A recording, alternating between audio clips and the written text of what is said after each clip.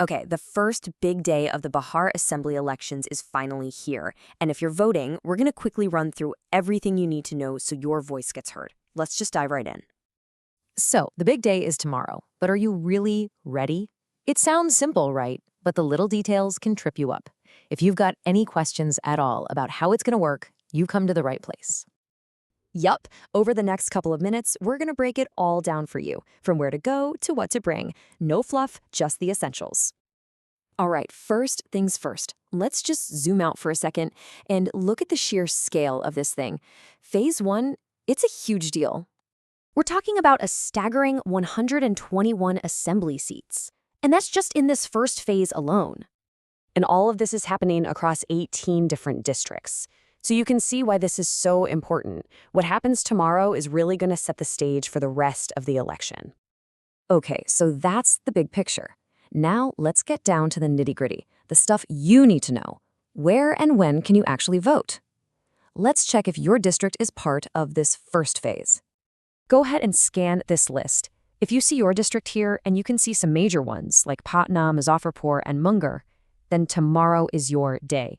It's go time. Now, this next part is really important, so listen up. Timing. For most places, the polls are open from 7 in the morning to 6 in the evening. But, and this is a big but, if your booth is in what's called a sensitive area, it shuts down an hour early, at 5 p.m. You absolutely need to know which one applies to you. Okay, so you know your district is voting, you know the times. What do you actually need to have with you when you walk in? Good news is, it's pretty straightforward. You just need to bring one of these photo IDs. Of course, the voter ID card is the classic, but don't worry if you can't find it. Your Aadhaar, passport, driver's license, even a bank passbook with your picture on it will work. And here's a really helpful tip that catches a lot of people out.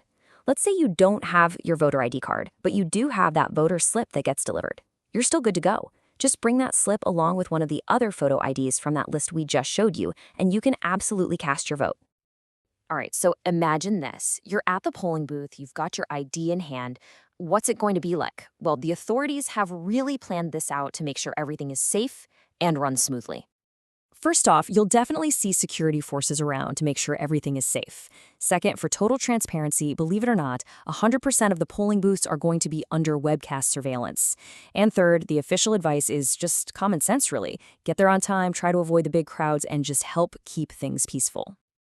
Okay, as we get ready to wrap this up, let's take a step back one more time.